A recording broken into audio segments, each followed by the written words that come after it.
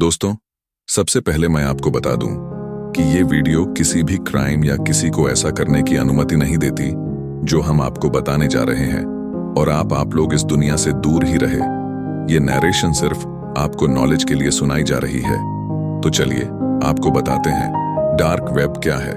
सोचिए, एक ऐसी दुनिया जो हमारी आंखों से छिपी हुई है, जहां लाखों लोग आते जाते हैं, लेकिन हम में से 90% लोगों को उसके बारे में पता ही नहीं है। एक ऐसी जगह जहां सब कुछ अवेलेबल है, लेकिन सब कुछ सामने की रोशनी में नहीं, बल्कि अंधेरे की चादर में छुपा हुआ है। ये दुनिया है dark web.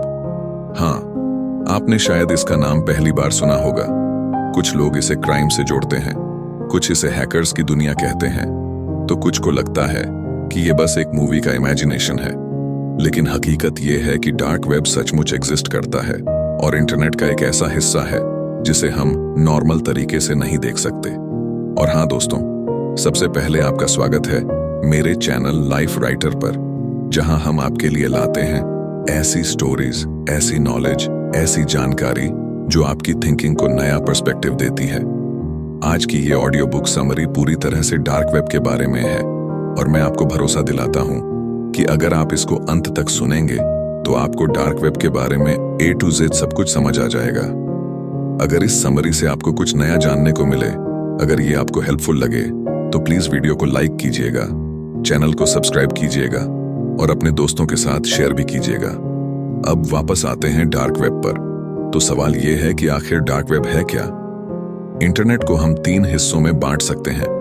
Number 1, surface web. ये वो हिस्सा है जिसे हम रोज यूज करते हैं। Google, YouTube, Facebook, Instagram, Wikipedia, news websites, ये सब सरफेस वेब में आता है। सरफेस वेब इंटरनेट का सिर्फ छोटा सा हिस्सा है, लगभग 4-5% ही। Number 2, deep web. ये वो हिस्सा है जहां ऐसे डेटा स्टोर होते हैं जो सर्च इंजन पर दिखाई नहीं देते, जैसे आपके पर्सनल ईमेल्स, आपके बैंक रिकॉर्ड्स, यूनिवर्सिटीज के databases, hospital records, research papers जिन पर पासवर्ड लगा होता है। ये सब डीप वेब में आता है। और फिर आता है नंबर 3, डार्क वेब। ये इंटरनेट का वो हिस्सा है जो जानबूझकर छुपाया गया है। इसको एक्सेस करने के लिए नॉर्मल ब्राउजर काम नहीं करता। इसके लिए स्पेशल सॉफ्टवेयर चाहिए, जैसे टॉर ब्राउजर। यहाँ पर जो वेबसाइट्स होती हैं उनका एड्रेस भी अलग होता है, .onion एक्सटेंशन से खत्म होता है, और ये सब एनक्रिप्टेड होते हैं। डार्क वेब पर लोग एनोनिमस रहते हैं, यानी उनकी असली आइडेंटिटी छुपी रहती है। कोई नहीं जान पाता कि आप कौन हैं, कहां से आए हैं और क्या कर रहे हैं। इसी एनोनिमिटी की वजह से यहाँ इलीगल काम भी बहुत होते हैं। Drugs, weapons, hacking tools, fake passports, stolen data, ये सब डार्क वेब पर खरीदे बेचे जाते हैं। लेकिन सिर्फ इलीगल ही नहीं, यहाँ कुछ लीगल और जेन्युइन काम भी होते हैं। जैसे कुछ जर्नलिस्ट्स डार्क वेब का इस्तेमाल करते हैं ताकि वो अपनी पहचान छुपाकर ट्रूथ रिपोर्ट कर सकें। कुछ विसल ब्लोअर्स इसका इस्तेमाल करते हैं ताकि वो करप्शन या गलत काम एक्सपोज कर सकें, बिना अपनी सेफ्टी को खतरे में न डालें। तो डार्क वेब एक दोधारी तलवार है। एक तरफ ये फ्रीडम और प्राइवेसी देता है, और दूसरी तरफ इसका मिसयूज भी बहुत होता है। अब सवाल उठता है कि डार्क वेब तक पहुंचते कैसे हैं? नॉर्मल ब्राउजर जैसे क्रोम, सफारी, फायरफॉक्स से आप डार्क वेब ओपन नहीं कर सकते। इसके लिए चाहिए टोर ब्राउजर, जिसका पूरा नाम है द ऑनियन राउटर। इसका नाम ऑनियन इसलिए है क्योंकि इसमें मल्टीपल लेयर्स ऑफ एन्क्रिप्शन होते हैं, जैसे प्याज की परतें। जब आप टोर का इस्तेमाल करते हैं तो आपका इंटरनेट ट्रैफिक कई अलग अलग सर्वर से होकर गुजरता है, जिससे आपकी लोकेशन और आइडेंटिटी ट्रेस करना बहुत मुश्किल हो जाता है। डार्क वेब के अलावा भी टोर का इस्तेमाल नॉर्मल इंटरनेट ब्राउज करने के लिए किया जा सकता है, लेकिन इसकी असली ताकत हिडन वेबसाइट्स एक्सेस करने में है। डार्क वेब की वेबसाइट्स अलग तरह की होती हैं। एग्जाम्पल के तौर पर, अगर कोई साइट नॉर्मल वेब पर example.com है, तो डार्क वेब पर उसका एड्रेस कुछ रैंडम कैरेक्टर्स का होगा और .onion से खत्म होगा, जैसे abcd1234xyz और .onion। ये एड्रेसेस रैंडम और कॉम्प्लेक्स इसलिए होते हैं ताकि आसानी से ट्रैक न किया जा सके। लेकिन यहाँ पर एक और इंटरेस्टिंग चीज आती है। डार्क वेब को एक्सप्लोर करना इतना आसान भी नहीं है। यहाँ कोई गूगल जैसा सर्च इंजन नहीं है जहाँ आप सिंपल टाइप करके कुछ भी खोज लें। यहाँ डायरेक्टरीज और फोरम्स होते हैं जहाँ लोग यूजफुल लिंक्स शेयर करते हैं। कुछ लोग इसे हिडन इंटरनेट कहते हैं क्योंकि यहाँ इंफॉर्मेशन ढूंढना खुद में एक एडवेंचर है। तो दोस्तों, चलिए डार्क वेब के इतिहास की तरफ चलते हैं। ये डार्क वेब अचानक से पैदा नहीं हुआ, इसकी जड़ें काफी गहरी हैं। 1990s के दशक में जब इंटरनेट पॉपुलर होना शुरू हुआ, तब गवर्नमेंट एजेंसीज और रिसर्चर्स ऐसे तरीकों पर काम कर रहे थे जिससे ऑनलाइन कम्युनिकेशन प्राइवेट और सिक्योर हो सके। यूएस नेवी ने एक प्रोजेक्ट बनाया था जिसका नाम था टोर, यानी द अनियन राउटर। इसका मेन उद्देश्य था गवर्नमेंट कम्युनिकेशंस को सिक्योर रखना। बाद में इसको पब्लिक कर दिया गया ताकि जर्नलिस्ट्स, एक्टिविस्ट्स और नॉर्मल लोग भी प्राइवेसी से फायदा उठा सकें। लेकिन जैसे ही ये टेक्नोलॉजी आम लोगों तक पहुंची, कुछ लोग इसका गलत इस्तेमाल करने लगे और इसी तरह डार्क वेब धीरे धीरे इलीगल एक्टिविटीज की जगह बन गया। डार्क वेब का सबसे मशहूर हिस्सा है सिल्क रोड। सिल्क रोड एक ऑनलाइन ब्लैक मार्केट था जहां ड्रग्स ओपनली बेचे जाते थे। 2011 में रॉस उल्ब्रिस्ट नाम के एक व्यक्ति ने सिल्क रोड शुरू किया और देखते ही देखते ये इतना पॉपुलर हो गया कि हजारों लोग यहां से इलीगल चीजें खरीदने लगे। पेमेंट्स बिटकॉइन से होते थे क्योंकि बिटकॉइन एक क्रिप्टो करेंसी है और इससे ट्रांजैक्शन ट्रेस करना मुश्किल होता है। सिल्क रोड ने दुनिया को डार्क वेब की असली ताकत और खतरे दोनों दिखाए। 2013 में FBI ने सिल्क रोड को बंद कर दिया और रॉस उल्ब्रिस्ट को गिरफ्तार कर लिया। लेकिन सिल्क रोड के बंद होने के बाद भी कई और मार्केट्स पैदा हो गए और आज तक डार्क वेब पर ऐसी मार्केट प्लेसेस एक्टिव रहती हैं। अब यहाँ पर एक और पॉइंट समझना जरूरी है। डार्क वेब सिर्फ ड्रग्स या इलीगल चीजों के लिए नहीं है। यहाँ कुछ फोरम्स ऐसे भी हैं जहाँ लोग पॉलिटिकल डिस्कशंस करते हैं। यहाँ कुछ लाइब्रेरीज हैं जहाँ रेयर बुक्स और रिसर्च पेपर्स अवेलेबल हैं। यहाँ तक कि कुछ लोग डार्क वेब का इस्तेमाल सिर्फ प्राइवेसी के लिए करते हैं। मान लीजिए कोई व्यक्ति ऐसे देश में रहता है जहाँ इंटरनेट सेंसरशिप बहुत ज्यादा है, तो वो डार्क वेब का इस्तेमाल करके दुनिया से जुड़ सकता है। लेकिन सच ये है कि डार्क वेब पर ज्यादातर एक्टिविटीज शेडी होती हैं। साइबर क्रिमिनल्स इसका इस्तेमाल करते हैं। Stolen credit card data, hacked accounts, ransomware tools, ये सब डार्क वेब पर खरीदे बेचे जाते हैं। यहाँ पर हर तरह की इलीगल सर्विस अवेलेबल है। आपको कोई हैकिंग करवानी है तो यहाँ हैकर मिल जाएंगे। आपको कोई बैंड चीज खरीदनी है तो यहाँ सेलर मिल जाएगा। यही कारण है कि गवर्नमेंट्स और law enforcement agencies dark web पर लगातार नजर रखते हैं। तो दोस्तों, आपने सुना कि डार्क वेब कैसे बना, कैसे सिल्क रोड जैसी मार्केट प्लेसेस ने इसे मशहूर कर दिया और कैसे लोग यहाँ अनोनिमस होकर कुछ भी कर सकते हैं। लेकिन अब सवाल ये है कि आखिर लोग डार्क वेब पर क्यों जाते हैं? क्या उन्हें नॉर्मल इंटरनेट पर सब कुछ नहीं मिलता? इसका जवाब थोड़ा इंटरेस्टिंग है। नॉर्मल इंटरनेट यानी सरफेस वेब पर आपको वही चीजें मिलती हैं जो ओपन और लीगल होती हैं। लेकिन डार्क वेब पर आपको ऐसी चीजें मिलती हैं जो या तो बैंड होती हैं या गवर्नमेंट की नजर से छुपाई जाती है, या फिर ऐसी चीजें जो किसी खास पर्पस के लिए प्राइवेट रखी जाती हैं। अगर हम रीजंस की बात करें तो लोगों के डार्क वेब यूज करने की कई कैटेगरीज बनती हैं। नंबर 1, प्राइवेसी और एनोनिमिटी। कई लोग सिर्फ इसीलिए डार्क वेब का इस्तेमाल करते हैं ताकि उनकी ऑनलाइन आइडेंटिटी छुपी रहे। जैसे कुछ जर्नलिस्ट्स सेंसिटिव इंफॉर्मेशन पब्लिश करते हैं, कुछ एक्टिविस्ट्स सरकार के खिलाफ बोलते हैं और कुछ विसल ब्लोअर्स करप्शन एक्सपोज करते हैं। ऐसे लोग नॉर्मल इंटरनेट पर ओपनली ऐसा नहीं कर सकते क्योंकि उनकी जान या फ्रीडम खतरे में पड़ सकती है। तो उनके लिए डार्क वेब एक सेफ स्पेस बन जाता है। Number 2, illegal markets. ये डार्क वेब की सबसे बड़ी वजह है। यहाँ ड्रग्स ओपनली बेचे जाते हैं। सिर्फ ड्रग्स ही नहीं बल्कि weapons, fake IDs, counterfeit currency, hacking tools और यहाँ तक कि ह्यूमन ट्रैफिकिंग जैसी चीजें भी मौजूद हैं। ये सुनने में डरावना लगता है लेकिन ये रियलिटी है। एक तरह से dark web global black market की तरह काम करता है जहां बायर और सेलर दोनों एनोनिमस रहते हैं और पेमेंट क्रिप्टो करेंसी जैसे बिटकॉइन में होती है। नंबर 3, इंफॉर्मेशन और कम्युनिटीज।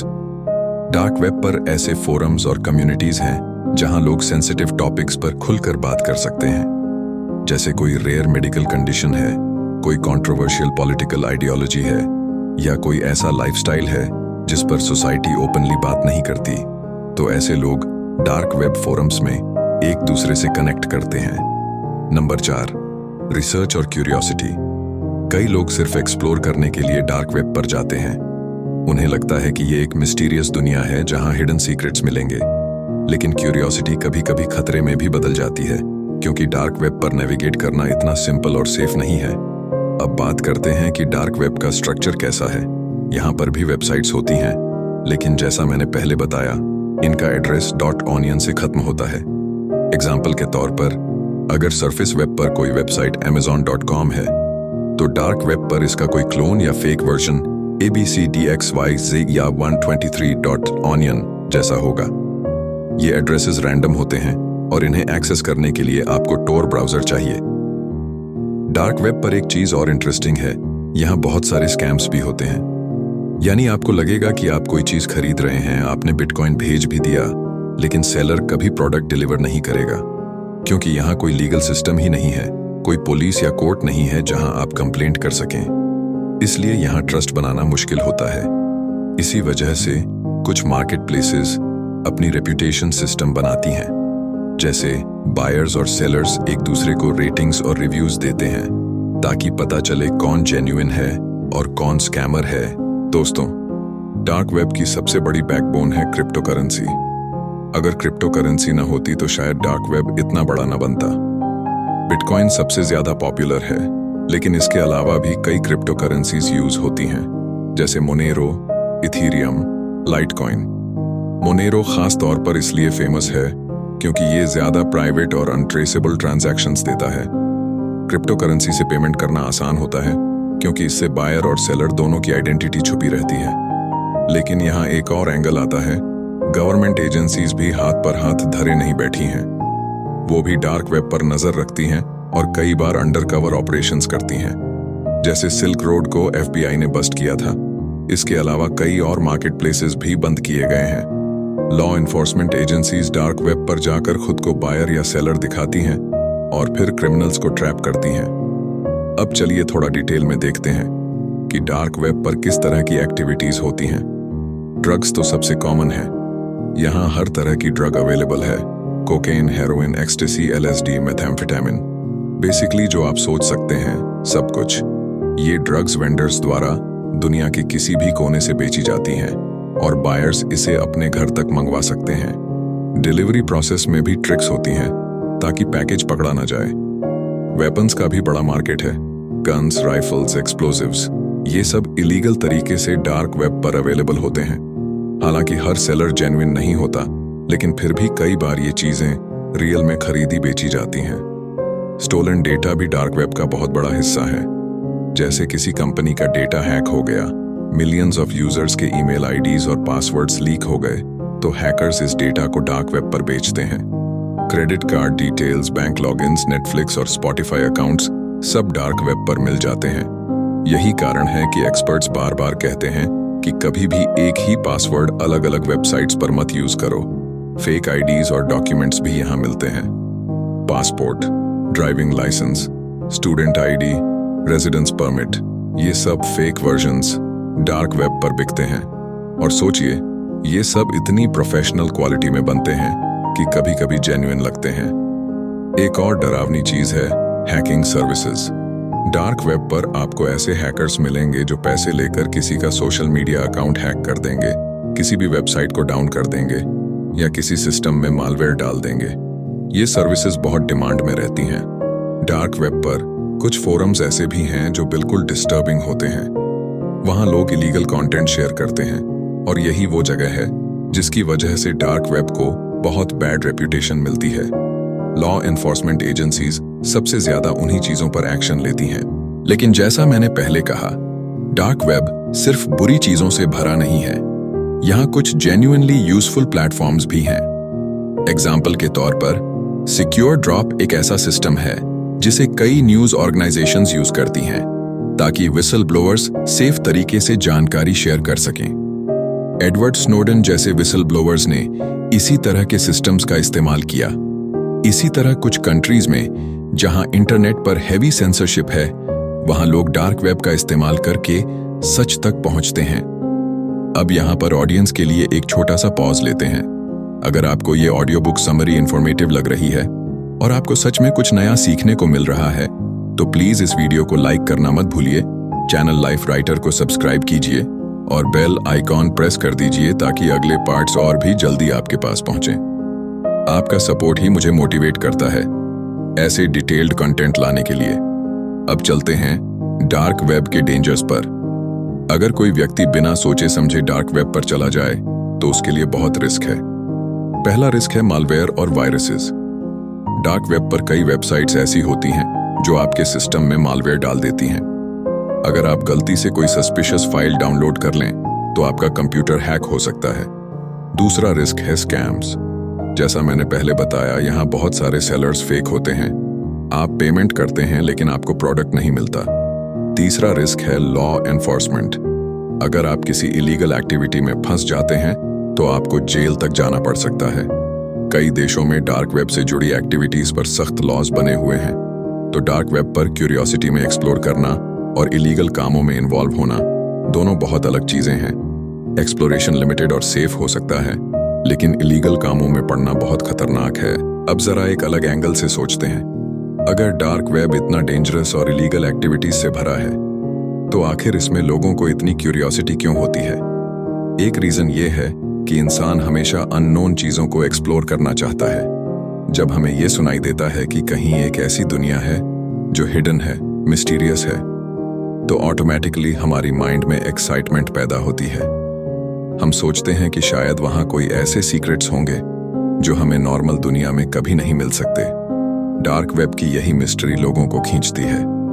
लेकिन जैसे ही कोई वहां जाता है तो उसे जल्दी ही एहसास होता है कि ये जगह उतनी ग्लैमरस नहीं है जितनी लोग सोचते हैं। यहां बहुत अंधेरा भी है और बहुत डर भी। अब यहां पर एक इंपॉर्टेंट पॉइंट आता है। डार्क वेब और डीप वेब को लोग अक्सर कंफ्यूज कर देते हैं। मैंने पहले भी बताया कि डीप वेब वो हिस्सा है जहां प्राइवेट डेटा स्टोर होता है। ये इल्लीगल नहीं होता बल्कि जरूरी होता है।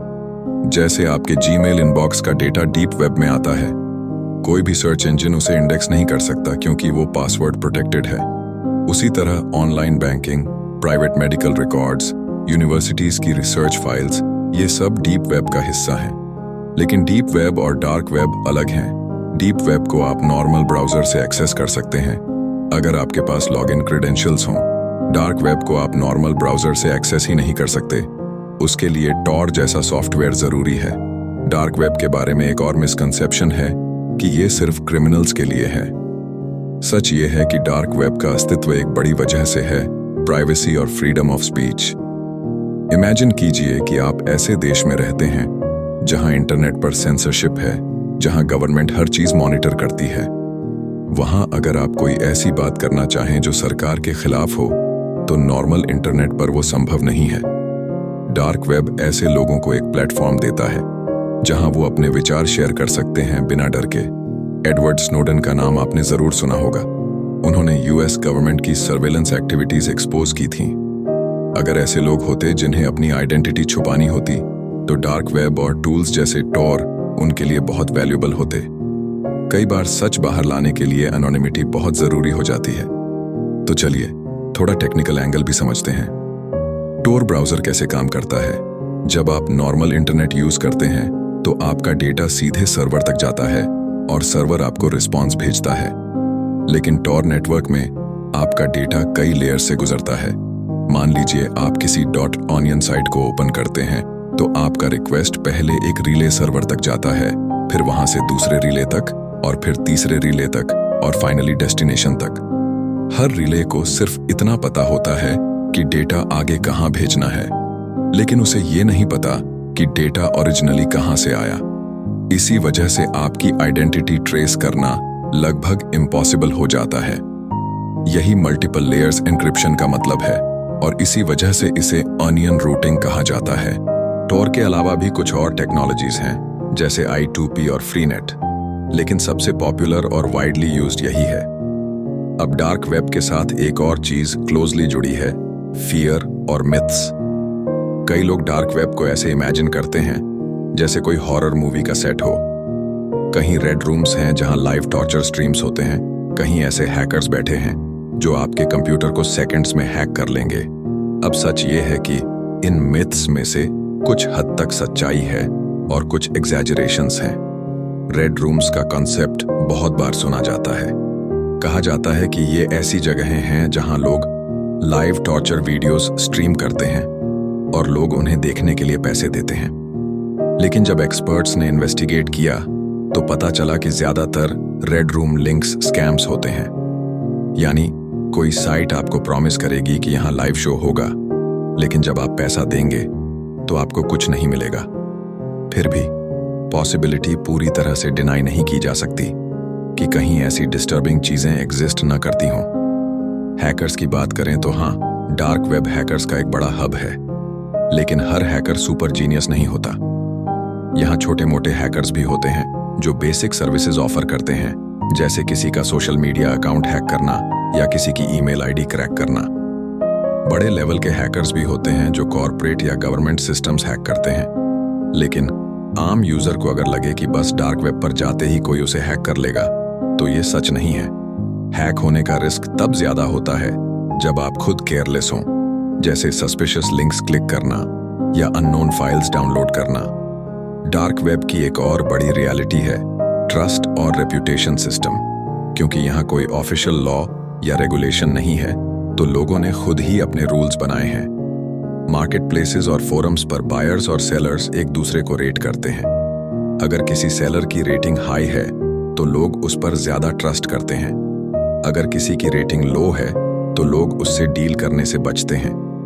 ये सिस्टम बिल्कुल वैसे काम करता है जैसे नॉर्मल इंटरनेट पर अमेज़न या फ्लिपकार्ट पर होता है, जहां सेलर्स को स्टार्स और रिव्यूज मिलते हैं। फर्क बस इतना है कि वहां पुलिस और लीगल सिस्टम का बैकअप होता है और यहाँ नहीं। अब यहाँ पर एक बहुत इंटरेस्टिंग क्वेश्चन आता है, क्या डार्क वेब को पूरी तरह से खत्म किया जा सकता है? सिंपल आंसर है नहीं। रीजन ये है कि डार्क वेब टेक्नोलॉजी की वजह से बना है। जब तक टॉर और सिमिलर सिस्टम्स एग्जिस्ट करते रहेंगे, तब तक डार्क वेब भी एग्जिस्ट करता रहेगा। गवर्नमेंट्स मार्केट प्लेसेस को बंद कर सकती हैं, क्रिमिनल्स को पकड़ सकती हैं, लेकिन पूरे डार्क वेब को डिलीट करना पॉसिबल नहीं है। ये डिसेंट्रलाइज्ड सिस्टम है, यानी इसका कोई सिंगल कंट्रोल पॉइंट नहीं है। अब दोस्तों थोड़ा इमेजिन कीजिए, एक नॉर्मल व्यक्ति अगर क्यूरियोसिटी में डार्क वेब एक्सप्लोर करना चाहे तो उसे क्या करना चाहिए? सबसे पहले उसे समझना चाहिए कि ये जगह सेफ नहीं है। अगर वो सिर्फ नॉलेज के लिए एक्सप्लोर करना चाहता है तो उसे बहुत प्रिकॉशंस लेनी होंगी, जैसे हमेशा वीपीएन यूज करना, टॉर ब्राउजर को प्रॉपरली कॉन्फ़िगर करना, कोई भी पर्सनल इंफॉर्मेशन शेयर न करना और अननोन फाइल्स या लिंक्स अवॉइड करना। एक्सपर्ट्स कहते हैं कि डार्क वेब को ऐसे ट्रीट करना चाहिए जैसे आप किसी खतरनाक जंगल में जा रहे हैं, आपको पता नहीं वहां क्या मिलेगा, इसलिए जितनी सेफ्टी पॉसिबल है उतनी यूज करनी होगी। डार्क वेब का एक और पहलू है साइकोलॉजिकल इम्पैक्ट। मान लीजिए कोई पर्सन वहां जाता है और उसे डिस्टर्बिंग कंटेंट दिख जाता है, जैसे वायलेंस, एक्सप्लॉयटेशन या इलीगल एक्टिविटीज। वो एक्सपीरियंस उसके माइंड पर बहुत नेगेटिव असर डाल सकता है। इसी वजह से कई एक्सपर्ट्स सजेस्ट करते हैं कि नॉर्मल यूजर्स को बिना किसी पर्पस डार्क वेब एक्सप्लोर ही नहीं करना चाहिए। और अभी तक हमने डार्क वेब के बारे में काफी कुछ कवर कर लिया, लेकिन पिक्चर अभी बाकी है। डार्क वेब की दुनिया सिर्फ एक मार्केट या फोरम नहीं है, ये एक पूरी इकोसिस्टम है। इसमें लीगल और इलीगल दोनों तरह की चीजें मिक्स होती हैं। कुछ लोग इसे प्राइवेसी का वेपन मानते हैं, तो कुछ इसे क्राइम का हब कहते हैं। सच ये है कि दोनों सही हैं। डार्क वेब उस नाइफ की तरह है जिसका इस्तेमाल आप सब्जी काटने के लिए भी कर सकते हैं और किसी को चोट पहुंचाने के लिए भी। नाइफ खुद में अच्छा या बुरा नहीं होता, ये डिपेंड करता है कि उसे इस्तेमाल कौन और कैसे कर रहा है। अब तक आपने जाना कि डार्क वेब कैसे काम करता है, इसकी हिस्ट्री क्या है, कौन कौन सी एक्टिविटीज यहाँ होती हैं और इसके डेंजर्स क्या हैं। लेकिन अब जरा एक और लेयर खोलते हैं, यानी डार्क वेब के अंदर के मार्केट प्लेसेस और कम्युनिटीज कैसे ऑपरेट करते हैं। इमेजिन कीजिए कि आप किसी ऐसे मार्केट प्लेस में जा रहे हैं जहां दुनिया भर के सेलर्स एनोनिमस हैं और बायर्स भी एनोनिमस। कोई रियल नेम नहीं, कोई फिजिकल एड्रेस नहीं, बस यूजर नेम्स और क्रिप्टो पेमेंट्स।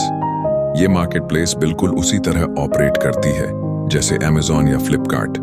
फर्क बस इतना है कि यहाँ प्रोडक्ट्स इलीगल होते हैं और करेंसी बिटकॉइन या मोनेरो। मार्केट प्लेस में आपको कैटेगरीज मिलती हैं, जैसे drugs, weapons, stolen data, fake documents, hacking tools. हर कैटेगरी के अंदर अलग अलग सेलर्स होते हैं। सेलर्स अपने प्रोडक्ट्स की डिस्क्रिप्शन डालते हैं, फोटोज अपलोड करते हैं और प्राइसेस मेंशन करते हैं।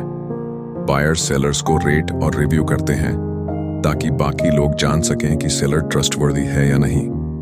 लेकिन यहाँ एक चैलेंज है, क्योंकि कोई लीगल प्रोटेक्शन नहीं है, स्कैम्स बहुत कॉमन हैं। इसलिए कई market places escrow system use करती हैं। एस्क्रो सिस्टम का मतलब है कि जब बायर कोई चीज खरीदता है तो उसका पैसा मार्केट प्लेस होल्ड करता है। सेलर को पैसा तभी मिलता है जब बायर कंफर्म करता है कि उसे प्रोडक्ट मिल गया और वो जेन्युइन है।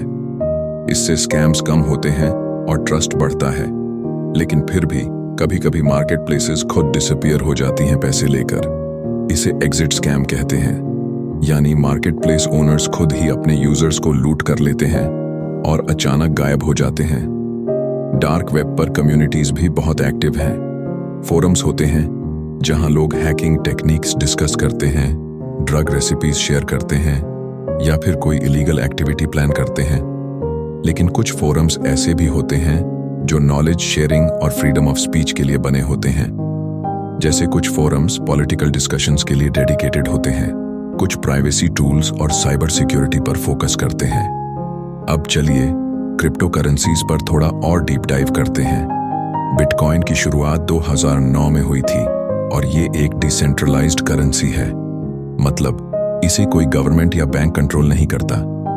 ट्रांजैक्शंस ब्लॉकचेन पर रिकॉर्ड होते हैं, लेकिन इसमें यूजर्स के नाम नहीं होते, सिर्फ वॉलेट एड्रेसेस होते हैं। इस वजह से बिटकॉइन डार्क वेब के लिए परफेक्ट करेंसी बन गया। लेकिन धीरे धीरे एजेंसीज ने ब्लॉकचेन एनालिसिस टूल्स डेवलप कर लिए और बिटकॉइन की अनोनिमिटी उतनी स्ट्रांग नहीं रही जितनी शुरू में थी। इस वजह से कई क्रिमिनल्स मोनेरो जैसी करेंसीज यूज करने लगे जो ज्यादा प्राइवेट और अनट्रेसेबल होती हैं। मोनेरो में हर ट्रांजैक्शन ऑटोमेटिकली मिक्स हो जाता है और ओरिजिनल सेंडर रिसीवर ट्रेस करना बहुत मुश्किल हो जाता है। डार्क वेब का एक और हिस्सा है क्लोन वेबसाइट्स। इमेजिन कीजिए कि कोई यूजर पहली बार डार्क वेब एक्सप्लोर कर रहा है, उसे किसी मार्केट प्लेस का लिंक मिलता है और वो एक्साइटेड होकर वहां जाता है। लेकिन असली मार्केट प्लेस तक पहुंचने से पहले उसे एक फेक मार्केट प्लेस मिल जाती है जो बिल्कुल उसी जैसी दिखती है। यूजर वहां पेमेंट कर देता है और फिर उसे पता चलता है कि वो स्कैम था।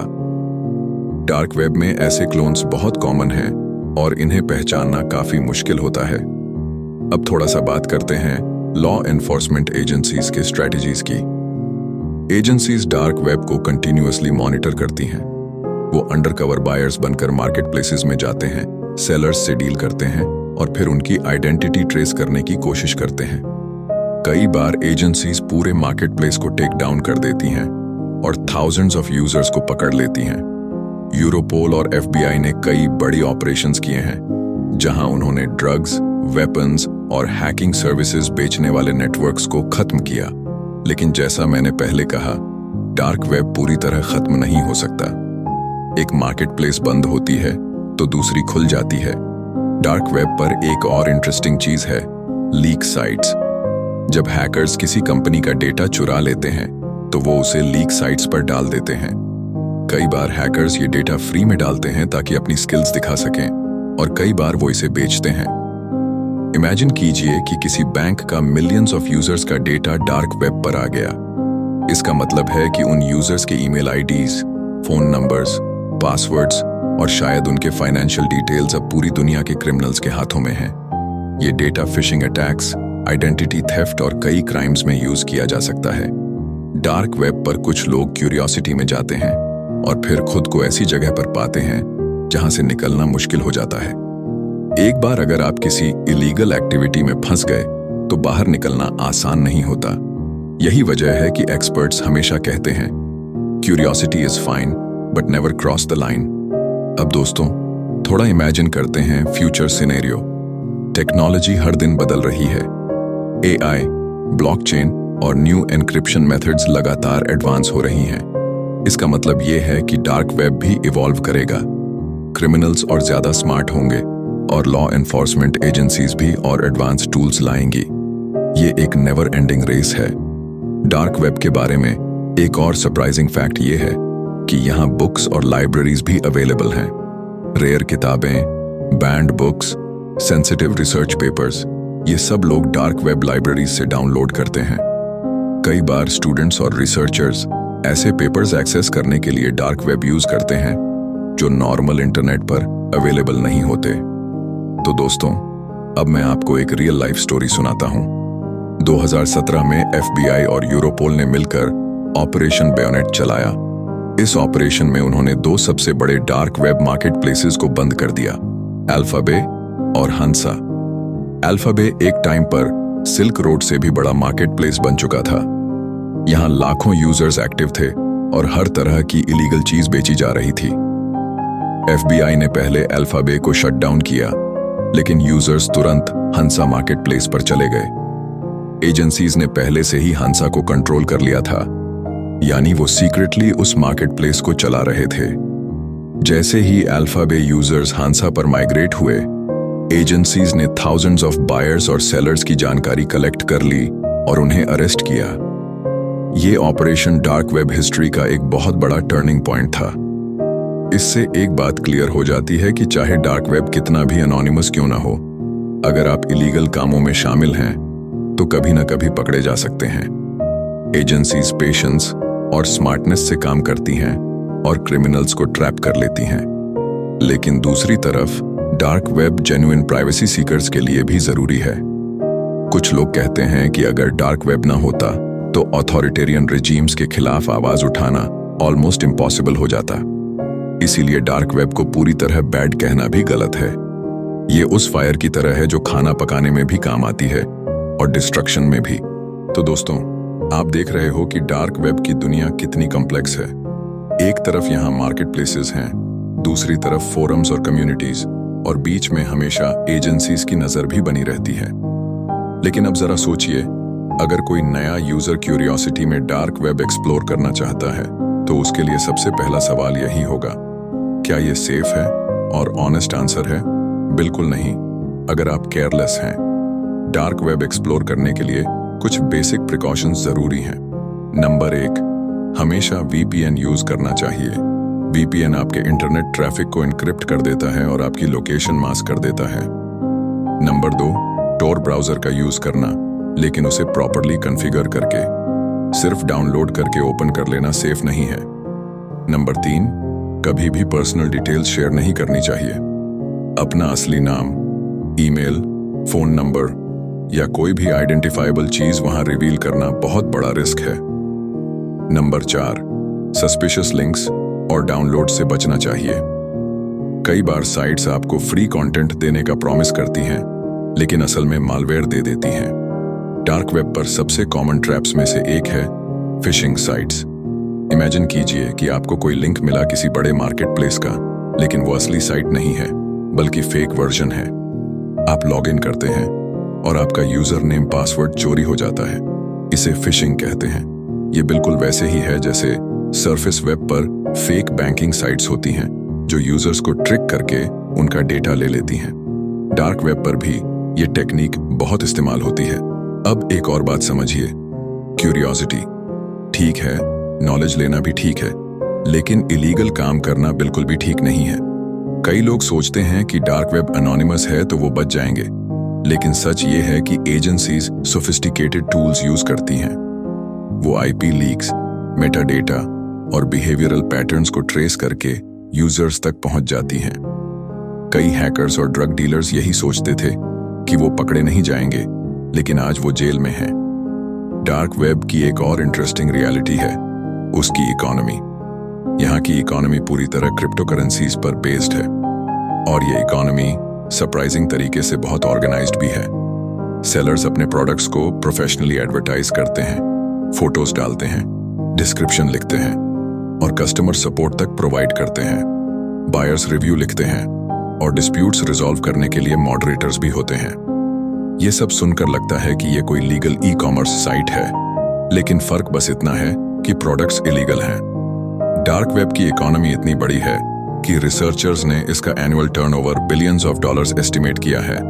यानी इमेजिन कीजिए एक हिडन इकोनॉमी जो सरफेस वेब यूजर्स को दिखती भी नहीं और फिर भी इतनी तेजी से ग्रो कर रही है। अब चलिए डार्क वेब के साइकोलॉजिकल साइड पर थोड़ा और डीप डाइव करते हैं। इमेजिन कीजिए कि कोई टीनेजर क्यूरियोसिटी में डार्क वेब एक्सप्लोर करता है। शुरुआत में उसे एक्साइटमेंट होता है, लगता है कि वो कुछ सीक्रेट दुनिया देख रहा है। लेकिन धीरे धीरे अगर वो इलीगल फोरम्स में फंस जाए, डिस्टर्बिंग कंटेंट देख ले या किसी डेंजरस कम्युनिटी का हिस्सा बन जाए तो उसका मेंटल हेल्थ बुरी तरह प्रभावित हो सकता है। डार्क वेब की एनोनिमिटी लोगों को ऐसे काम करने के लिए मोटिवेट करती है जो वो रियल लाइफ में कभी नहीं करेंगे, जैसे हेट स्पीच, वायलेंस या एक्सप्लॉयटेशन। ये चीजें यूजर्स को धीरे धीरे एडिक्टिव भी बना सकती हैं।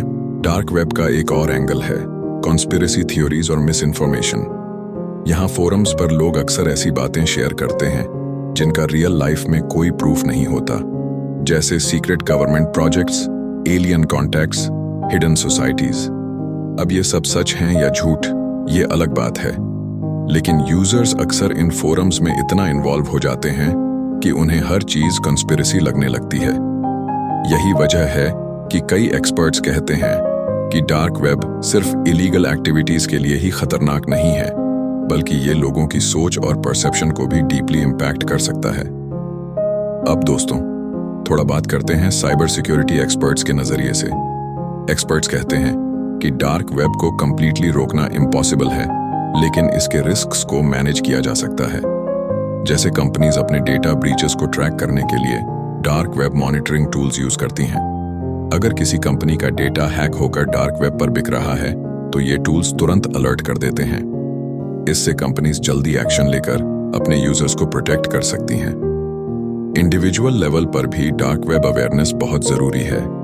अगर आपको पता है कि आपके पर्सनल डेटा का मिसयूज कहां और कैसे हो सकता है, तो आप अपने पासवर्ड स्ट्रांग रखेंगे, 2 फैक्टर ऑथेंटिकेशन यूज करेंगे और सस्पिशियस ईमेल्स पर ट्रस्ट नहीं करेंगे।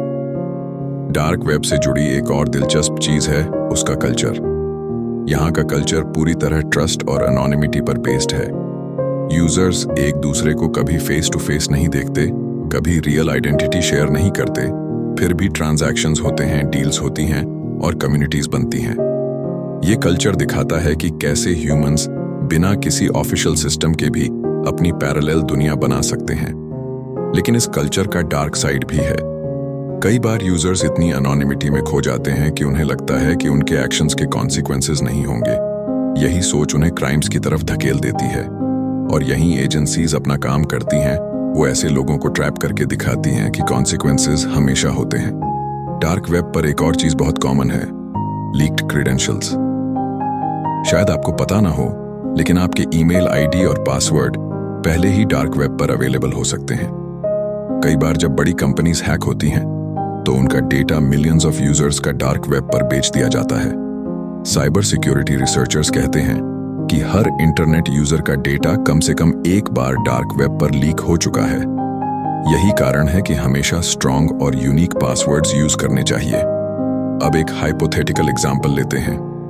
मान लीजिए कोई पर्सन क्यूरियोसिटी में डार्क वेब पर जाता है और उसे कोई मार्केट प्लेस मिल जाती है। वो सोचता है कि चलो एक बार देख ही लेते हैं कि ड्रग्स कितने में बिक रहे हैं। फिर धीरे धीरे उसे लगता है कि शायद वो खुद भी कुछ बाय कर सकता है। यही क्यूरियोसिटी उसे इलीगल पाथ की तरफ धकेल देती है। एजेंसीज के रिकॉर्ड्स में ऐसे हजारों केसेस हैं जहां लोग सिर्फ क्यूरियोसिटी में शुरू हुए और फिर जेल तक पहुंच गए। यही रीजन है कि एक्सपर्ट्स बार बार कहते हैं डार्क वेब नॉलेज के लिए एक्सप्लोर किया जा सकता है, लेकिन इलीगल कामों के लिए कभी नहीं। अब यहां तक हमने डार्क वेब की दुनिया के कई पहलू देख लिए, लेकिन अभी भी बहुत कुछ बाकी है। डार्क वेब सिर्फ एक टेक्नोलॉजी नहीं है, ये एक पूरा इकोसिस्टम है जहां सोसाइटी की अच्छाई और बुराई दोनों एक्सट्रीम लेवल पर नजर आती हैं। अब जरा इमेजिन कीजिए, कोई नॉर्मल इंटरनेट यूजर पहली बार टोर ब्राउजर इंस्टॉल करता है। उसे लगता है कि वो किसी दूसरी दुनिया के दरवाजे खोल रहा है। पहली बार जब वो किसी .onion साइट पर जाता है तो उसे एक्साइटमेंट होती है, लेकिन साथ ही एक डर भी, क्योंकि डार्क वेब का नाम ही इतना मिस्टीरियस है कि लोग ऑटोमेटिकली घबरा जाते हैं। कई लोग पहली बार लॉग इन करते ही तुरंत बाहर निकल आते हैं क्योंकि उन्हें लगता है कि कहीं कोई उन्हें ट्रैक ना कर ले। जबकि असल में एजेंसीज रैंडमली हर यूजर को ट्रेस नहीं करती, वो स्पेसिफिक टारगेट्स पर फोकस करती हैं। डार्क वेब एक्सप्लोर करने के दौरान यूजर्स को सबसे पहले डायरेक्टरीज और लिंक लिस्ट्स मिलती हैं। ये बिल्कुल वैसे ही होती हैं जैसे किसी पुराने जमाने की येलो पेजेस डायरेक्टरी, जहां अलग अलग कैटेगरीज में साइट्स लिस्टेड होती हैं। लेकिन इन डायरेक्टरीज में भी बहुत सारे फेक और डेंजरस लिंक्स होते हैं। मतलब ये कि हर लिंक सेफ नहीं होता। इसलिए एक्सपीरियंस्ड यूजर्स हमेशा कहते हैं डार्क वेब में trust no one. Dark web पर एक और बहुत बड़ा इश्यू है चाइल्ड एक्सप्लॉयटेशन कंटेंट। ये वो चीज है जिसकी वजह से डार्क वेब की रेपुटेशन सबसे ज्यादा खराब होती है। एजेंसीज की प्रायोरिटी हमेशा इसी इलीगल कंटेंट को खत्म करने की होती है। इंटरपोल, यूरोपोल और FBI जैसी एजेंसीज लगातार ऐसे नेटवर्क्स को बस्ट करती रहती हैं। लेकिन ये लड़ाई एंडलेस है, क्योंकि जैसे ही एक साइट बंद होती है दूसरी खुल जाती है। यही डार्क वेब की सबसे बड़ा चैलेंज है। अब थोड़ा सा बात करते हैं डार्क नेट मार्केट्स के बिजनेस मॉडल की। इमेजिन कीजिए कि कोई सेलर डार्क वेब पर ड्रग्स बेच रहा है। वो अपना प्रोडक्ट लिस्ट करेगा, बायर ऑर्डर करेगा और पेमेंट बिटकॉइन या मोनेरो में करेगा। सेलर पैकेज को डिस्गाइज करके कुरियर करेगा ताकि कस्टम्स में पकड़ा ना जाए। डिलीवरी के लिए कई क्रिएटिव टेक्निक्स यूज होती हैं, जैसे ड्रग्स को टॉयज, बुक्स या इलेक्ट्रॉनिक्स बॉक्सेस में छुपाकर भेजा जाता है। कुछ सेलर्स तो इतनी प्रोफेशनल पैकेजिंग करते हैं कि पता ही नहीं चलता कि अंदर क्या है। यही रीजन है कि कई बार बायर्स सक्सेसफुल डिलीवरी पा जाते हैं। लेकिन एजेंसीज भी लगातार सर्वेलेंस करती हैं और सस्पिशियस पैकेजेस पकड़ने की कोशिश करती हैं। डार्क वेब का एक और साइड है फ्रीलांस सर्विसेज। यहाँ पर सिर्फ ड्रग्स और वेपन्स ही नहीं बिकते, बल्कि सर्विसेज भी बिकती हैं। जैसे हैकिंग ऑन डिमांड। कोई चाहता है कि उसका कॉम्पिटिटर का वेबसाइट डाउन हो जाए, तो वो हैकर को पैसे देकर ये काम करवा सकता है। इसी तरह writing fake reviews, spreading miss information, developing malware जैसी सर्विसेज भी ऑफर होती हैं। ये सुनकर शॉकिंग लगता है कि कैसे कुछ लोग अपनी स्किल्स को गलत कामों में इस्तेमाल करते हैं। लेकिन ये भी सच है कि कुछ लोग डार्क वेब का इस्तेमाल जेन्युइनली क्रिएटिव कामों के लिए करते हैं। जैसे कुछ राइटर्स अपनी बैंड बुक्स वहां पब्लिश करते हैं, कुछ आर्टिस्ट्स अपनी कंट्रोवर्शियल आर्ट वहां शेयर करते हैं। सरफेस वेब पर सेंसरशिप की वजह से जो कंटेंट नहीं चल पाता, वो डार्क वेब पर मिल जाता है। अब चलिए एक और रियल वर्ल्ड केस स्टडी देखते हैं। 2019 में एक बड़ा ऑपरेशन हुआ था, जिसे ऑपरेशन डिसरप्टर कहा गया। इसमें FBI, यूरोपोल और कई देशों की एजेंसीज ने मिलकर डार्क वेब पर ड्रग ट्रैफिकिंग नेटवर्क्स को टारगेट किया। इस ऑपरेशन में 179 अरेस्ट्स हुए और एजेंसीज ने टन्स ऑफ ड्रग्स, वेपन्स और मिलियंस ऑफ डॉलर्स कैश और क्रिप्टो करेंसी रिकवर की। इस केस ने दिखा दिया कि चाहे डार्क वेब कितना भी हिडन क्यों ना हो, law enforcement agencies global level पर कोलैबोरेट करके क्रिमिनल्स तक पहुंच सकती हैं। डार्क वेब से जुड़े ऐसे ऑपरेशंस हमें ये सिखाते हैं कि एनोनिमिटी पूरी तरह गारंटीड नहीं है। टेक्नोलॉजी एडवांस है, लेकिन एजेंसीज के पास भी रिसोर्सेज और पेशेंस है। क्रिमिनल्स को लगता है कि वो हमेशा बच जाएंगे, लेकिन हिस्ट्री ने बार बार साबित किया है कि वो इवेंचुअली पकड़े ही जाते हैं। अब थोड़ा डिस्कस करते हैं एथिकल हैकर्स का रोल। एथिकल हैकर्स यानी व्हाइट हैट हैकर्स भी डार्क वेब पर जाते हैं, लेकिन उनका उद्देश्य क्राइम करना नहीं, बल्कि इंफॉर्मेशन गैदर करना और सिस्टम्स को सिक्योर बनाना होता है। कई cyber security companies ethical hackers को हायर करती हैं ताकि वो डार्क वेब मॉनिटर करें और पता लगाएं कि कहीं उनका डेटा तो लीक नहीं हो रहा। इससे कंपनीज अपने सिस्टम्स को टाइम पर सिक्योर कर लेती हैं। डार्क वेब का एक और फ्यूचर एंगल है आर्टिफिशियल इंटेलिजेंस।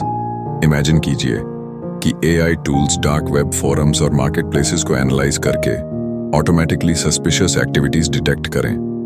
ये एजेंसीज के लिए बहुत हेल्पफुल होगा। लेकिन दूसरी तरफ क्रिमिनल्स भी AI का इस्तेमाल कर सकते हैं, जैसे automated fishing, deep fake scams और स्मार्ट मैलवेयर डेवलप करने के लिए। तो ये रेस फ्यूचर में और भी तेज हो जाएगी। डार्क वेब की दुनिया में एक और बहुत इंटरेस्टिंग चीज है ट्रस्टलेस सिस्टम्स। नॉर्मल इंटरनेट पर आप किसी भी प्लेटफॉर्म पर जाते हैं तो वो प्लेटफॉर्म खुद एक अथॉरिटी की तरह काम करता है।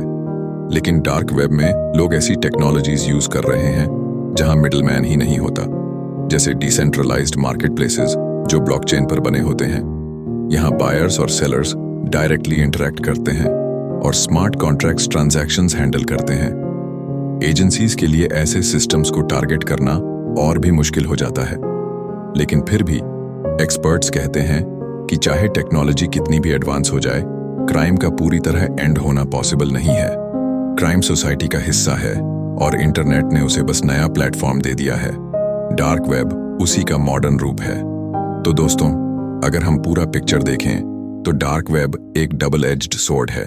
एक तरफ ये उन लोगों के लिए होप है जो प्राइवेसी और फ्रीडम चाहते हैं, और दूसरी तरफ ये उन लोगों के लिए टूल है जो क्राइम करना चाहते हैं। लेकिन अब सवाल ये उठता है कि आखिर इंसान को इस हिडन दुनिया की तरफ अट्रैक्शन क्यों होता है? आखिर क्यूरियोसिटी इतनी स्ट्रांग क्यों होती है कि लोग रिस्क उठाकर भी डार्क वेब की तरफ खिंच जाते हैं? इसका सबसे बड़ा रीजन है ह्यूमन साइकोलॉजी। जब भी किसी चीज को फॉरबिडन या हिडन कहा जाता है तो इंसान ऑटोमेटिकली उसकी तरफ खींचता है। डार्क वेब का नाम ही इतना मिस्टीरियस रखा गया है कि लोग सोचते हैं कि यहाँ जरूर कोई ऐसी चीज है जो नॉर्मल दुनिया से अलग है। यही क्यूरियोसिटी कई बार लोगों को डार्क वेब के दरवाजे तक खींच लाती है। अब इमेजिन कीजिए एक टीनेजर जो पहली बार डार्क वेब के बारे में सुनता है। उसके दिमाग में ऑटोमेटिकली थ्रिल पैदा होता है। वो सोचता है कि अगर वो इस हिडन दुनिया में जाएगा तो उसे कुछ एक्सक्लूसिव नॉलेज मिलेगा, कुछ ऐसा जो बाकी लोगों के पास नहीं है। यही एक्सक्लूसिव फीलिंग ही डार्क वेब की सबसे बड़ी अट्रैक्शन है। लेकिन यही क्यूरियोसिटी अगर सही तरीके से कंट्रोल न की जाए तो ये क्यूरियोसिटी इंसान को डेंजरस रास्तों पर ले जाती है। डार्क वेब की एक और इंटरेस्टिंग चीज है उसका एनोनिमिटी फैक्टर। रियल लाइफ में हर इंसान अपने बिहेवियर को सोसाइटी की नजर से कंट्रोल करता है, लेकिन डार्क वेब पर एनोनिमिटी का इल्यूजन मिलता है। लोग सोचते हैं कि कोई उन्हें देख नहीं रहा, कोई उन्हें जज नहीं कर रहा, और वो जो चाहें वो कर सकते हैं। इस इल्यूजन की वजह से लोग ऐसे काम कर जाते हैं जो वो नॉर्मल लाइफ में कभी नहीं करते। अब जरा सोचिए, जब कोई बायर पहली बार डार्क वेब मार्केटप्लेस पर जाता है और उसे प्रोफेशनल तरीके से लिस्टेड इलीगल प्रोडक्ट्स दिखते हैं, high quality photos, detailed descriptions, customer reviews, तो उसे शॉक लगता है। उसे लगता है कि ये तो बिल्कुल अमेज़न जैसा प्लेटफॉर्म है, फर्क बस इतना है कि यहाँ प्रोडक्ट्स इलीगल हैं। यही सिमिलैरिटी यूजर्स को कंफर्ट देती है और वो आगे एक्सप्लोर करने लगते हैं। डार्क वेब की एक और बड़ी खासियत है उसके कम्युनिटीज। इमेजिन कीजिए फोरम्स जहां लोग फ्रीली डिस्कस करते हैं, अपनी आइडेंटिटी छुपाकर ओपिनियंस देते हैं। कुछ फोरम्स जेन्युइनली हेल्पफुल भी होते हैं, जैसे प्राइवेसी टिप्स, टेक्नोलॉजी डिस्कशंस या विसल ब्लोअर प्लेटफॉर्म्स। लेकिन कुछ फोरम्स बिल्कुल उल्टा काम करते हैं। वो हेट, क्राइम और एक्सप्लॉयटेशन को बढ़ावा देते हैं। ये फोरम्स यूजर्स को धीरे धीरे रैडिकल बना देते हैं। अब आपसे से एक छोटा सा सवाल, क्या आपने कभी सोचा है कि अगर डार्क वेब कंप्लीटली बैन कर दिया जाए तो क्या होगा? एक्सपर्ट्स कहते हैं कि ऐसा पॉसिबल ही नहीं है। इंटरनेट खुद डिसेंट्रलाइज्ड है और जब तक सर्वर्स और नेटवर्क्स एग्जिस्ट करेंगे, कोई ना कोई हमेशा डार्क वेब जैसी हिडन जगह बना लेगा। बैन करने से ये सिर्फ और अंडरग्राउंड चला जाएगा और एजेंसीज के लिए ट्रैक करना और मुश्किल हो जाएगा। डार्क वेब की एक और डिमेंशन है जर्नलिज्म और एक्टिविज्म। कई देशों में जर्नलिस्ट्स को ओपनली सच लिखने की आजादी नहीं होती। अगर वो करप्शन या गवर्नमेंट के सीक्रेट्स एक्सपोज करते हैं तो उन्हें जेल हो सकती है या उनकी जान तक जा सकती है। ऐसे में डार्क वेब प्लेटफॉर्म्स जर्नलिस्ट्स और विसल ब्लोअर्स के लिए एक सेफ ऑप्शन बन जाते हैं। यहाँ वो अनोनिमसली अपना कंटेंट शेयर कर सकते हैं और दुनिया तक सच पहुंचा सकते हैं। लेकिन यहाँ भी प्रॉब्लम ये है कि क्रिमिनल्स और एक्सप्लॉइटर्स उसी अनोनिमिटी का मिसयूज करते हैं। यानी एक ही प्लेटफॉर्म पर फ्रीडम और क्राइम दोनों एग्जिस्ट करते हैं। यही रीजन है कि डार्क वेब का मॉरल पिक्चर इतना कॉम्प्लेक्स है। अब दोस्तों, थोड़ा बात करते हैं डार्क वेब के फाइनेंशियल फ्रॉड्स की। क्रेडिट कार्ड डंप्स और bank account credentials dark web पर बहुत बड़ी क्वांटिटी में बेचे जाते हैं। ये डेटा अक्सर फिशिंग अटैक्स या डेटा ब्रीचेस से आता है। फिर क्रिमिनल्स इन अकाउंट्स का मिसयूज करके फ्रॉड करते हैं। कई बार इनोसेंट लोग तब तक नहीं जानते कि उनका डेटा कॉम्प्रोमाइज हो चुका है जब तक उनकी बैंक से कॉल नहीं आता। डार्क वेब पर आइडेंटिटी थेफ्ट भी बहुत कॉमन है। इमेजिन कीजिए, किसी का पूरा डिजिटल प्रोफाइल, उसका नाम, address, phone number, ID proof scan सब एक बंडल में बिक रहा है। क्रिमिनल्स इस डेटा का इस्तेमाल फेक अकाउंट्स बनाने, लोन्स लेने या इलीगल एक्टिविटीज के लिए करते हैं। यही वजह है कि एक्सपर्ट्स कहते हैं कि अपनी पर्सनल इंफॉर्मेशन को हमेशा सिक्योर रखना चाहिए। डार्क वेब में एक और चीज बहुत रैपिड स्पीड से बढ़ रही है, रैंसमवेयर। हैकर्स किसी ऑर्गेनाइजेशन के सिस्टम्स को लॉक कर देते हैं और फिर डार्क वेब पर रैंसम डिमांड्स पब्लिश करते हैं। कई बार ये हैकर्स पूरे कॉन्फिडेंशियल डॉक्यूमेंट्स लीक करने की धमकी देते हैं अगर रैंसम पे नहीं किया गया। इस तरह की इंसिडेंट्स पिछले कुछ सालों में बहुत ज्यादा बढ़ गई हैं। अब जरा एक और केस स्टडी देखते हैं। सिल्क रोड नाम का डार्क वेब मार्केट प्लेस शायद सबसे फेमस था। इसे रॉस उल्ब्रिस्ट नाम के एक पर्सन ने शुरू किया था। उसका विजन ये था कि वो एक फ्री मार्केट प्लेस बनाए जहां लोग गवर्नमेंट के इंटरफियरेंस के बिना ट्रांजैक्शंस कर सकें। लेकिन धीरे धीरे ये ड्रग्स और इलीगल एक्टिविटीज का हब बन गया। 2013 में FBI ने सिल्क रोड को शट कर दिया और रॉस को अरेस्ट कर लिया। उसे लाइफ टाइम इम्प्रिजनमेंट की सजा मिली। ये केस आज भी सबसे बड़ा एग्जाम्पल है कि डार्क वेब पर इलीगल एक्टिविटीज करने वालों का अंत कैसे होता है। सिल्क रोड के बाद भी कई मार्केट प्लेसेस आए और गए, जैसे अल्फाबे, हंसा मार्केट, लेकिन हर बार एजेंसीज ने उन्हें इवेंचुअली शट कर दिया। इससे ये लेसन मिलता है कि डार्क वेब का कोई भी इलीगल मार्केट प्लेस परमानेंट नहीं होता। अब सोचिए, अगर ये सारी चीजें इतनी रिस्की हैं तो फिर भी लोग क्यों डार्क वेब की तरफ खींचते हैं? इसका आंसर सिंपल है, थ्रिल, मनी और फ्रीडम। ये तीन चीजें इंसान को सबसे ज्यादा अट्रैक्ट करती हैं। कुछ लोग थ्रिल के लिए आते हैं, कुछ लोग पैसा कमाने के लिए और कुछ लोग फ्रीडम के लिए। लेकिन हर केस में रिस्क हमेशा साथ आता है। तो दोस्तों, अगर हम समरी करें तो डार्क वेब एक ऐसी जगह है जो इंसान की सबसे बड़ी डिजायर्स और सबसे बड़ी फियर्स दोनों को एक्सपोज करती है। ये दुनिया फैसिनेटिंग भी है, स्केरी भी और डेंजरस भी। अब इस नॉलेज को यही खत्म करते हैं। मिलते हैं अगली ऑडियो समरी में। और हाँ, मैं आपसे फिर बोलता हूं, आप इससे दूर ही रहे। ये आपके लिए बहुत खतरनाक हो सकता है। अलविदा दोस्तों।